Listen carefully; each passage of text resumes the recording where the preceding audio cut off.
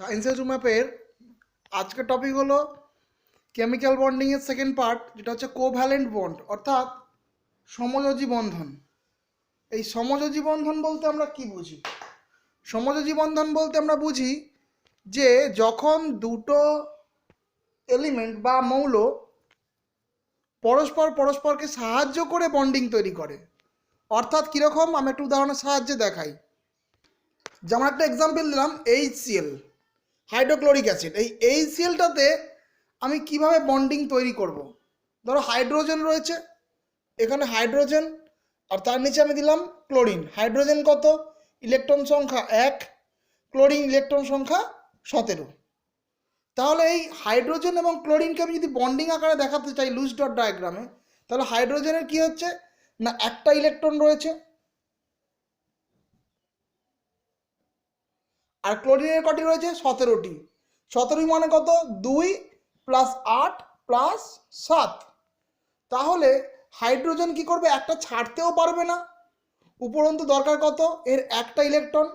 আবার ক্লোরিনের ক্ষেত্রে কি, 2, 8, 7, ওর অক্টেট ফিল আপ করা বা অষ্টক পূর্তির জন্য কি করতে হবে না, একটা ইলেকট্রন ওর মিনিমাম দরকার। তার মানে ও এখান থেকে নিতেও পারবে না, আবার ও দানও করতে পারবে না, এই একটা সমস্যা। তো সেক্ষেত্রে কি করবে এরা?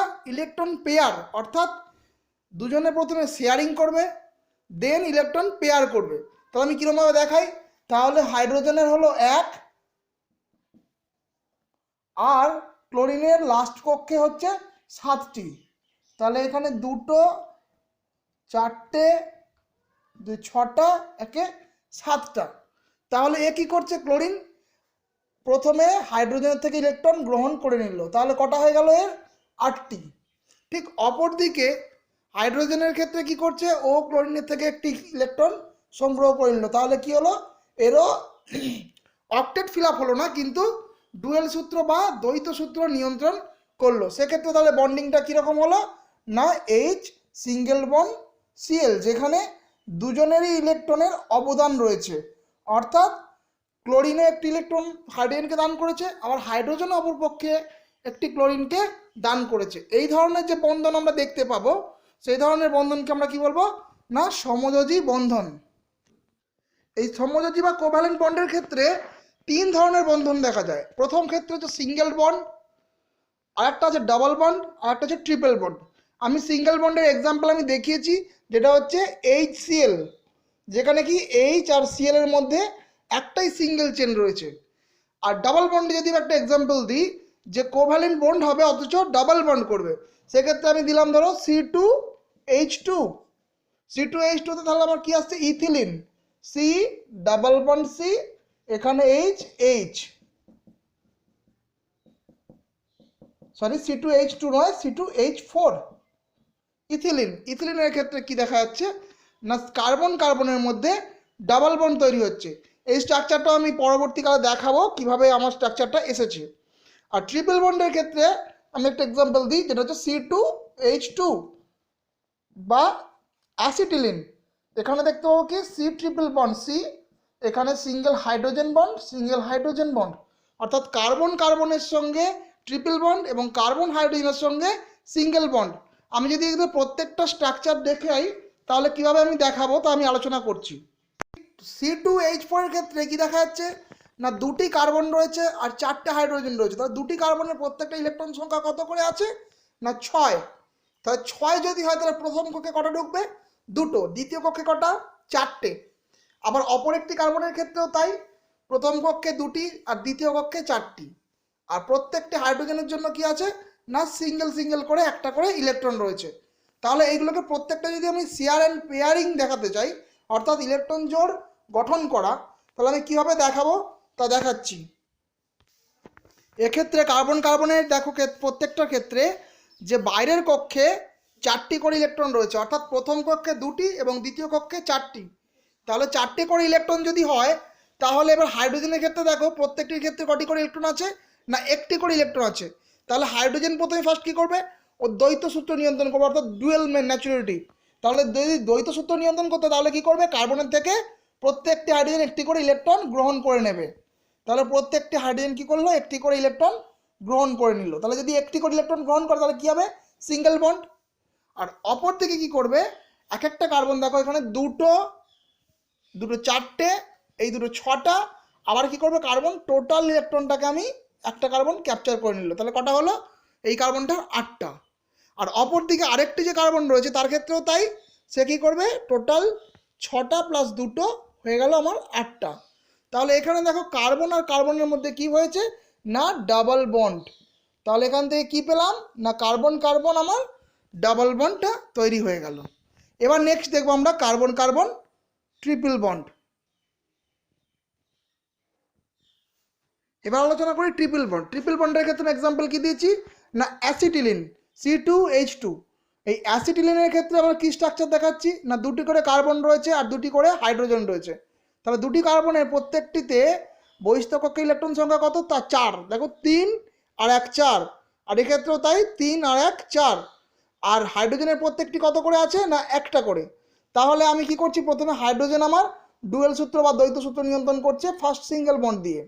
তাহলে কার্বনের সঙ্গে হাইড্রোজেন একটা করে ইলেকট্রন ওরা কি করলো নিজেদের মধ্যে পেয়ারিং করলো। এবার কি করছে ইলেকট্রনটা আমি শেয়ার করব কিভাবে না কার্বন কি করছে একটি কার্বন হাইড্রোজেনের ইলেকট্রন সমেত অপর একটি কার্বনের ইলেকট্রনটাকে আমার ক্যাপচার করে নিচ্ছে। দেখো তাহলে 3 3 6 আর 2 8। আরেকটি কার্বন কি করছে ও অপর একটি হাইড্রোজেনের সঙ্গে এবং কার্বনের সঙ্গে বন্ড তৈরি করে 3 3 6 8 অর্থাৎ অক্টেট ফিল আপ করে নিচ্ছে। ফলে কার্বন কার্বন এই নিজেদের মধ্যে বন্ডিং কত হচ্ছে দেখো এই দুটো কার্বন মিলে একটা বন্ড, এই দুটো কার্বন মিলে একটা বন্ড, আর একটা এই দুটো কার্বন মিলে একটা বন্ড, অর্থাৎ কি সি ট্রিপল বন্ড সি আর দুদিকে দুটো এইচ। এইভাবে কি করছে যে কোভ্যালেন্ট বন্ডগুলো তৈরি করছে।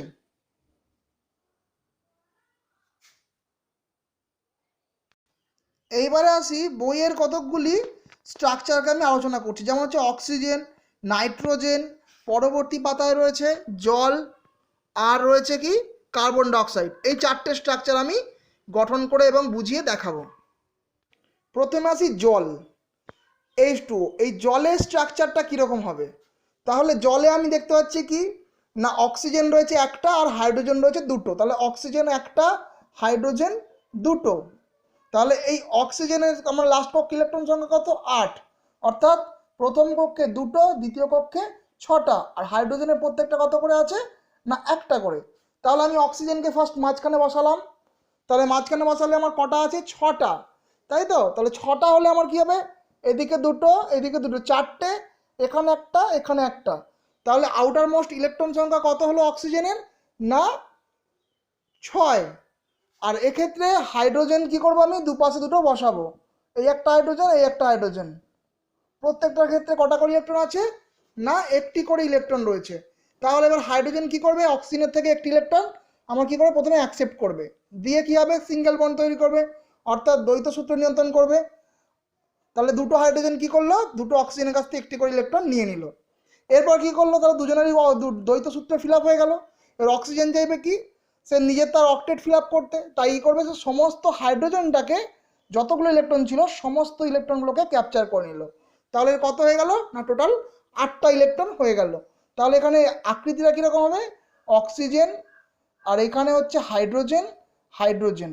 তাহলে দেখো বাকি দুটো ইলেকট্রন যে রয়েছে দুটো করে জোড়া, এক জোড়া করে দু জোড়া, এগুলো কিন্তু কোনো বন্ডিংয়ে কাজে লাগেনি। এই ধরনের ইলেকট্রনকে আমরা কি বলবো না লন পেয়ার। এই যে এক্সট্রা ইলেকট্রন পড়ে রয়েছে এগুলোকে আমরা বলবো লন পেয়ার বা নিঃসঙ্গ ইলেকট্রন জোড়।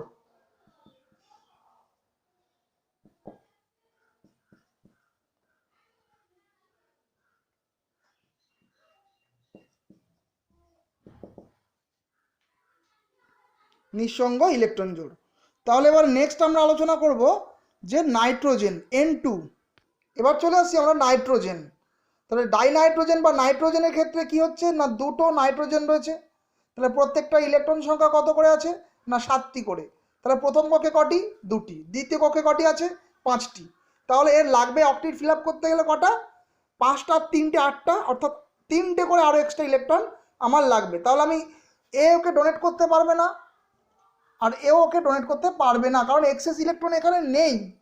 তাহলে আমার কি করতে হবে না নিজেদের মধ্যে ইলেকট্রনটাকে পেয়ারিং অ্যান্ড শেয়ারিং করতে হবে। তাহলে যদি ইলেকট্রন পেয়ারিং অ্যান্ড শেয়ারিং করি তাহলে কীভাবে দেখাবো না নাইট্রোজেন এখানে একটা নাইট্রোজেন, দুটো নাইট্রোজেন বসালাম পাশাপাশি, তাদের আউটার মোস্ট ইলেকট্রন আঁকবো আমি। আউটার মোস্ট ইলেকট্রন কটা করে আছে? 5টা। তাহলে এখানে একটা দুটো তিনটে, একটা দুটো তিনটে, প্রত্যেকটার ক্ষেত্রে তিনটে। আর বাইরে কটা করে পড়ে আছে? না দুটো করে নাইট্রোজেন আমার এক্সট্রা ইলেকট্রন পড়ে আছে। তাহলে আমি কি করছি, তাহলে এর 5টা রয়েছে, এ কি করছে আরও 3টে ইলেকট্রন নিয়ে নিচ্ছে, ফলে কি হলো না অক্টেট ফিল আপ হলো। আবার বাকি যে নাইট্রোজেনটা রয়েছে ও কি করছে, এর থেকে 3টে ইলেকট্রন নিয়ে নিচ্ছে, মানে অপর একটি নাইট্রোজেন থেকে 3টে ইলেকট্রন নিয়ে নিল। তাহলে কি হলো, দুজনের মধ্যেই দেখো অক্টেট ফিল আপ হয়ে গেল। তাহলে যেমন বন্ডিংটা যদি দেখাতে চাই নাইট্রোজেন নাইট্রোজেনের মধ্যে, এই যে 3টে এক্সট্রা করে ইলেকট্রন নিজেদের মধ্যে বন্ডিং করেছে, তাহলে কি তৈরি হলো না এন ট্রিপল বন্ড এন। আর তাহলে দেখো এখানে এক্ষেত্রে কি আছে না দুটো করে এক্সট্রা ইলেকট্রন বোথ সাইডেই রয়ে গেছে। তাহলে আমি এই যে ধরনের যে ইলেকট্রনটা পেলাম এক্সট্রা করে, তাহলে কি পেলাম এগুলো না লন পেয়ার বা নিঃসঙ্গ ইলেকট্রন জোড়। এবার চলে আসি আমরা carbon die oxide. Carbon die oxide নিয়ে আমরা আলোচনা করব। এবার চলে আসি কার্বন ডাই অক্সাইড। তা কার্বন ডাই অক্সাইডে কি আছে না একটি কার্বন আছে আর দুটি অক্সিজেন পরমাণু রয়েছে। তাহলে কার্বন পরমাণুর ক্ষেত্রে ইলেকট্রন সংখ্যা কত না 6। অক্সিজেনের ক্ষেত্রে কটি আছে না 8টি। তাহলে এতে যদি ইলেকট্রন বিন্যাস করি তাহলে প্রথম কক্ষে কার্বনের ক্ষেত্রে কি হবে 2টো, লাস্ট কক্ষে কটা 6টা। অক্সিজেনের প্রত্যেকটার ক্ষেত্রে কি হবে প্রথম কক্ষে 2টি আর লাস্ট কক্ষে 6টি। তাহলে এক্ষেত্রে কি দেখা যাচ্ছে না 4টে যে ইলেকট্রন রয়েছে একে তাহলে কি করতে হবে অক্টেট ফিল আপ করতে হবে, বাইরে থেকে আরও 4টে ইলেকট্রন আনতে হবে। অথবা কি করতে 4টে ইলেকট্রন ছেড়ে দ্বৈত ডুয়েল নিয়ে নেওয়া করবে, কিন্তু এক্ষেত্রে হবে না, কারণ যদি 4টে ছেড়ে দিই তাহলে এখানে কি হবে 6 4 10, তাহলে এখানে ও ইলেকট্রনটা ডোনেট করতে পারবে না। তাহলে কি করতে হবে আমাকে ইলেকট্রন ডোনেট না করে পেয়ারিং অ্যান্ড শেয়ারিং করতে হবে, অর্থাৎ ইলেকট্রন জোটটাকে আমাকে ক্যাপচারিং করে নিতে হবে বোথ সাইড থেকে। তাহলে আমি কি করব প্রথমে কার্বন নিলাম, বোথ সাইডে আমি কি করলাম অক্সিজেন আর অক্সিজেন বসিয়ে দিলাম। তাহলে কার্বনের ক্ষেত্রে কি হয় না কার্বনের ক্ষেত্রে আমরা জানি যে 4টি ইলেকট্রন আউটার মোস্ট আছে, তাহলে আমি আউটার মোস্টে আমি 4টি ইলেকট্রন দিয়ে দিলাম। অক্সিজেনের ক্ষেত্রে কি আছে অক্সিজেনের ক্ষেত্রে 6টি করে ইলেকট্রন রয়েছে।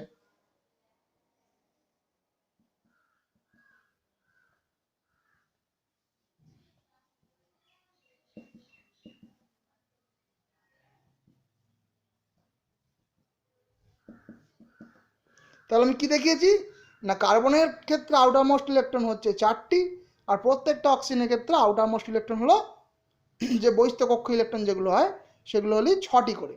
তাহলে আমি এবার যদি আমি বন্ডিং করতে চাই তাহলে কি অক্সিজেনে কি হবে না 6টা আছে আর 2টো লাগবে, তাহলে আমার কি হয়ে গেল না 8টা। তাহলে 6টা আর 2টো যদি আমাকে দেখাতে হয় তাহলে আমি কিভাবে ক্যাপচার করব না অক্সিজেন কি করবে কার্বনের থেকে আমার 2টো ইলেকট্রন ক্যাপচারিং করে নিল, তাহলে 6 আর 2 কত হলো 8। আর এক্ষেত্রে কি হলো বাকি কার্বনের ক্ষেত্রেও তাই সেম, কার্বনের আরেকটা যে রয়েছে অক্সিজেন সেও ওই একইভাবে অক্টেট ফিল আপ করে নিল।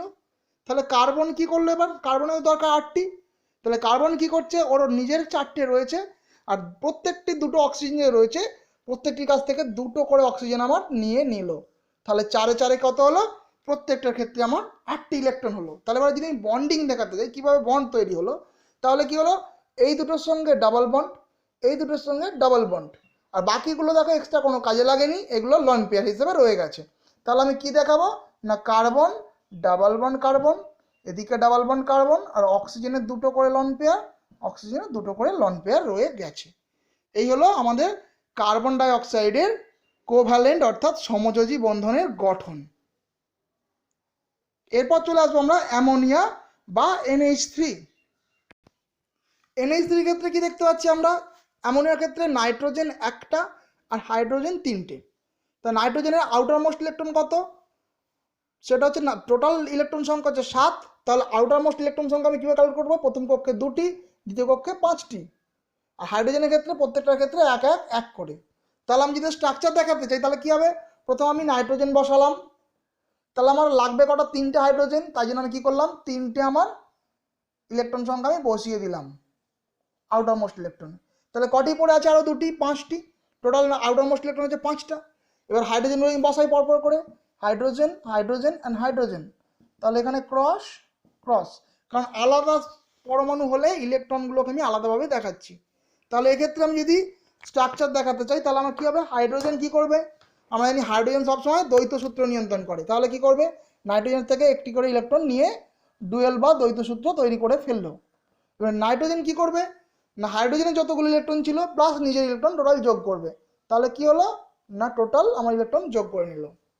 তাহলে এক্ষেত্রে কি হলো না এই যে ইলেকট্রনটি রয়েছে এই ইলেকট্রনটি কোনো কাজ করলো না, অর্থাৎ বন্ধনে অংশগ্রহণ করলো না। তাহলে এটা কি হয়ে গেল আমার না লন পেয়ার। তাহলে স্ট্রাকচার যদি দেখায় তাহলে কি দেখবো নাইট্রোজেন হাইড্রোজেন হাইড্রোজেন আর হাইড্রোজেন, আর ওপরে আমার লন পেয়ারটা রয়ে গেছে। এবার আসবো আমি এই যে সমযোজী বন্ধনের গঠনগুলো দেখালাম, এই প্রত্যেকটি গঠনের হাইব্রিডাইজেশন অর্থাৎ সংকরায়ন কি হবে, কেমন ধরনের সংকরায়ন হবে এবং তাদের অ্যাকচুয়াল স্ট্রাকচার বা সত্যিকারের গঠনটা কি ধরনের হবে তা আমি আলোচনা করব। এবার আসি হাইব্রিডাইজেশন বা সংকরায়ন। এই যে কোভালেন্ট বন্ডগুলো আমি দেখালাম, সেই প্রত্যেকটা বন্ডের ক্ষেত্রে হাইব্রিডাইজেশন বা সংকরায়ন জিনিসটা কিভাবে তৈরি হয়। তা হাইব্রিডাইজেশন হচ্ছে তিন রকমের, একটা হচ্ছে সিঙ্গেল বন্ডের জন্য, একটা ডাবল বন্ডের জন্য আর একটা ট্রিপল বন্ডের জন্য। সিঙ্গেল বন্ডের জন্য হয় sp3, আর যদি কোনো জায়গায় ডাবল বন্ড থাকে তাহলে হয় sp2, আর ট্রিপল বন্ড হলে হয় sp।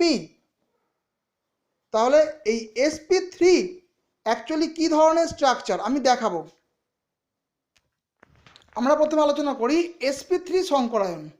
এই sp3 সংকরায়ন একটা এক্সাম্পল দিচ্ছি, সেটা হচ্ছে মিথেন বা CH4। তাহলে কার্বন এখানে কটা আছে একটা, হাইড্রোজেন কটা আছে চারটে, কার্বনের হাইড্রোজেন সংখ্যা কটি ছটি।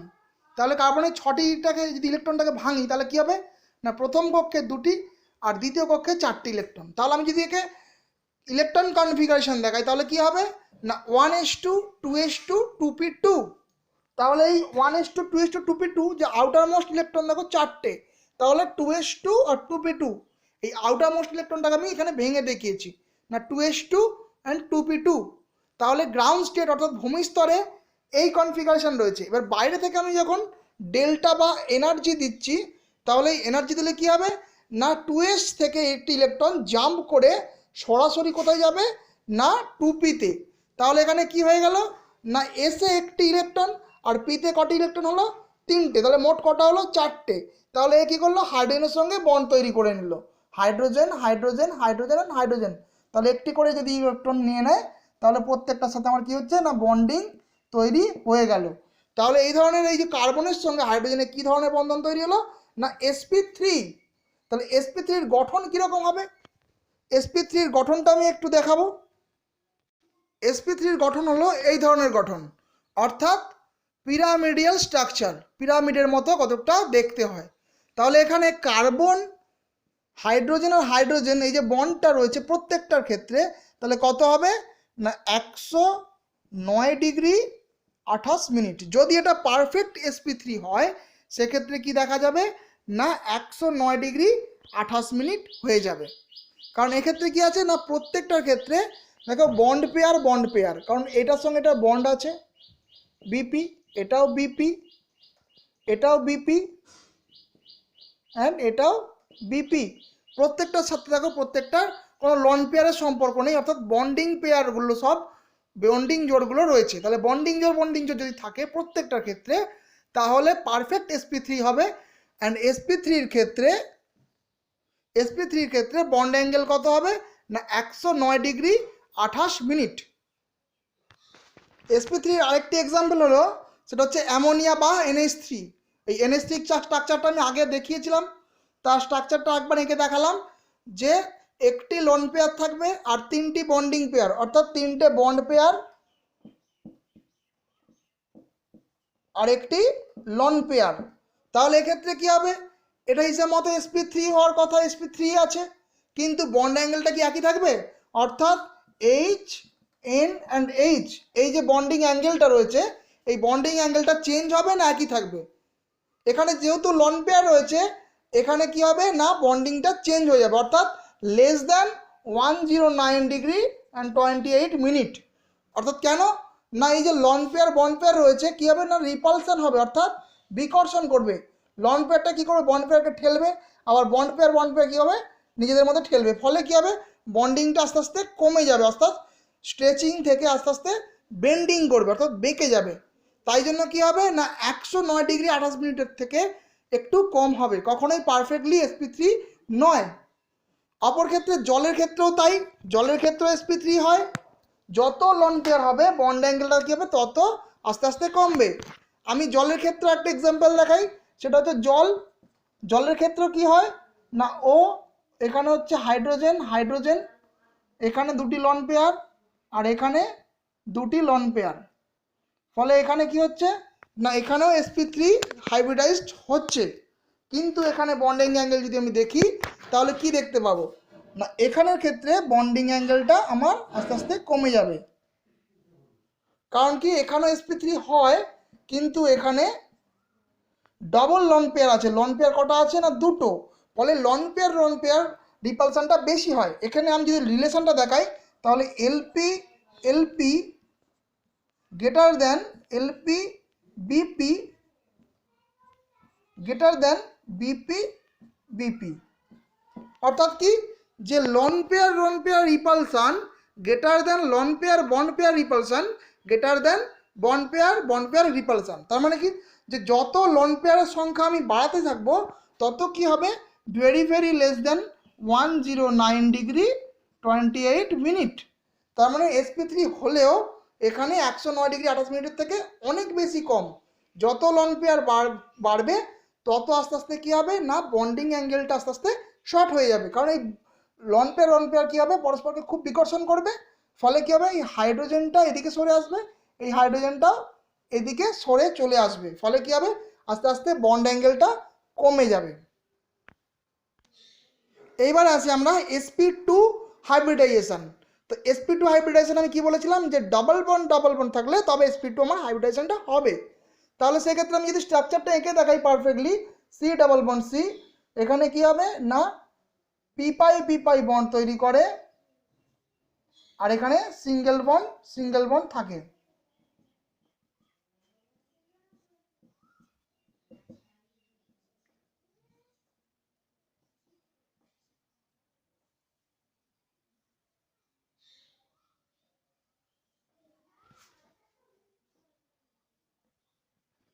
এখানে দু ধরনের বন্ড দেখতে পাচ্ছি, একটা হচ্ছে সিঙ্গেল বন্ড আর একটা হচ্ছে আমার ডাবল বন্ড। তাহলে সিঙ্গেল বন্ড আর ডাবল বন্ডের মধ্যে এই সিঙ্গেল যে বন্ডগুলো রয়েছে এগুলো কি হবে না এক্ষেত্রে আমার সিগমা বন্ড তৈরি হয়। যদি সিঙ্গেল বন্ড হয় তাহলে হয় সিগমা, আর যদি ডাবল বন্ড তৈরি হয় তাহলে হয় পাই। তাহলে এক্ষেত্রে কি তৈরি হয়েছে না চারটে সিগমা, আর কার্বন কি হয় না আরেকটি নিজেদের মধ্যে সিগমা তৈরি করে ফেলে, ফলে এখানে একটা সিগমা। তার টোটাল কটা সিগমা হলো না 5টা সিগমা। আর পাই কটা আছে, পাই হচ্ছে এখানে দুটো মিলিয়ে একটা পাই। তার মানে one double bond equal to হচ্ছে 1 সিগমা অ্যান্ড 1 পাই বন্ড। তাহলে এক্ষেত্রে যদি আমি গঠনটা দেখাই তাহলে কি হবে না সি ডাবল বন্ড সি, এক্ষেত্রে স্ট্রাকচারটা হলো প্ল্যানার বা সমতলিক চিত্র, অর্থাৎ সমতলে পড়ে আছে। এই যে বন্ডিংটা হয়ে রয়েছে তার মানে সি এই যে বন্ডটা এটা কত না 120 ডিগ্রি, অর্থাৎ sp2 বন্ড অ্যাঙ্গেল কত 120 ডিগ্রি। পারফেক্ট sp2 হলে 120 ডিগ্রি মেজার করা যায়।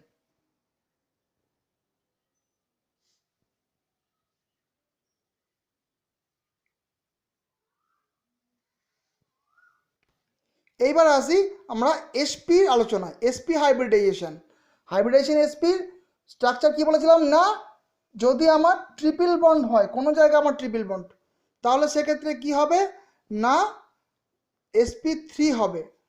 এছাড়াও আছে একজন ব্যতিক্রম যেটা হচ্ছে কার্বন ডাইঅক্সাইড CO2, তাহলে সি ক্ষেত্রে এখানে কি হয়েছিল ডাবল বন্ড। যদি কোথাও দুটো ডাবল বন্ড হয় এবং যদি প্লেন আকারে থাকে অর্থাৎ সরল রৈখিক আকারে থাকে তাহলে এটা কি হয় না sp হয়। এটাও sp হয় আবার এটাও sp হয়, অর্থাৎ দু ধরনের sp দেখা যায়। একটা যদি কোথাও শুধু ট্রিপল বন্ড থাকে এবং যদি কোথাও দুটি ডাবল বন্ড থাকে। তাহলে আমি দুটোর ক্ষেত্রে আলোচনা করি। তাহলে sp থেকে কি হয় তাহলে আমি প্রথমে দেখাবো আমি কিভাবে স্ট্রাকচারটা আমার হচ্ছে। এক্ষেত্রে আমি দেখাবো কি না কার্বনের ক্ষেত্রে দেখো যে দুটো পি রয়েছে, অর্থাৎ পি অরবিটাল দুটো, আর এস অরবিটাল হাইড্রোজেনের ক্ষেত্রে একটা করে 1s1। তাহলে কি হচ্ছে, প্রথমে আমার কার্বনের পি এর সঙ্গে এস এর বন্ড করছে, অর্থাৎ কি এস এর সঙ্গে পি, অর্থাৎ এসপি হয়ে গেল। তাহলে এখানে আমি কি করে দেখাবো যে বন্ডিংগুলো কোনটা সিগমা আর কোনটা পাই? তাহলে আমি কি বলেছি যে যদি কোনো জায়গায় পাই বন্ধনটা, এই যে পি রয়েছে, এই পিটা ওভারল্যাপ করে কি হেড টু হেড, তাহলে হয় পাই। আর যদি হরিজন্টালি করে ওভারল্যাপ, তাহলে হয়ে যায় সিগমা। তাহলে এখানের ক্ষেত্রে কি হয়েছে না সিগমা, এখানের ক্ষেত্রে সিগমা, এখানের ক্ষেত্রে সিগমা। তাহলে প্রত্যেকটা হাইড্রোজেনের সঙ্গে কার্বনের কি হচ্ছে, একটি করে সিগমা, আর কার্বন কার্বন নিজেদের মধ্যে একটি করে সিগমা। আর পাই বন্ধন আমরা কিভাবে দেখাবো, যে দুটো পাই বন্ধন রয়েছে এখানে, দুটো পাই বন্ধনের মধ্যে প্রথমেরটা হচ্ছে দূরেরটার সঙ্গে কাছের বন্ডিং, আর কাছেরটার সঙ্গে দূরেরটার বন্ডিং, অর্থাৎ দুটো করে আমার পাই বন্ধন পাচ্ছি।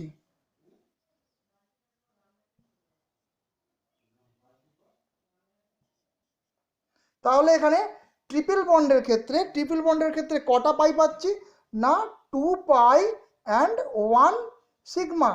কারণ কি আমার এখানে দুটো করে পাই পেলাম, এই যে পাই বন্ধন, এই একটা পাই এই একটা পাই, আর আমার একটা করে সিগমা। অর্থাৎ ট্রিপল বন্ড থাকলে দুটো পাই একটা সিগমা, আর ডাবল বন্ড থাকলে 1 পাই 1 সিগমা। এখানে হচ্ছে 1 সিগমা অ্যান্ড 1 পাই, একটা করে সিগমা আর একটা করে হচ্ছে পাই। তাহলে এখানে sp3 তে আমি যদি মেজার করি, তাহলে হচ্ছে এস, এখানে ট্রিপল বন্ড সি, এখানে এইচ, এখানে এইচ। তাহলে এখানে কি হবে না প্ল্যানার স্ট্রাকচার, অর্থাৎ প্ল্যানার স্ট্রাকচার অর্থাৎ সরল রৈখিক, বা 180 ডিগ্রি বন্ড অ্যাঙ্গেল হচ্ছে 180 ডিগ্রি। কার্বন হাইড্রোজেন কার্বনের মধ্যে বন্ড অ্যাঙ্গেল হচ্ছে 180 ডিগ্রি। এটা হচ্ছে কত না 180 ডিগ্রি বন্ড অ্যাঙ্গেল। কার্বনের এখানে কার্বন ডাইঅক্সাইডের ক্ষেত্রেও তাই, এখানে কত হবে না 180 ডিগ্রি। কার্বন অক্সিজেন কার্বনের মধ্যে বন্ড অ্যাঙ্গেল হলো 180 ডিগ্রি। তো আমরা আজকে কোভ্যালেন্ট বন্ড সম্বন্ধে পুরো আলোচনা করলাম, এবং নেক্সট ক্লাসে হবে আমার কোঅর্ডিনেট বন্ধন বা অসমযোজী বন্ধন। ধন্যবাদ।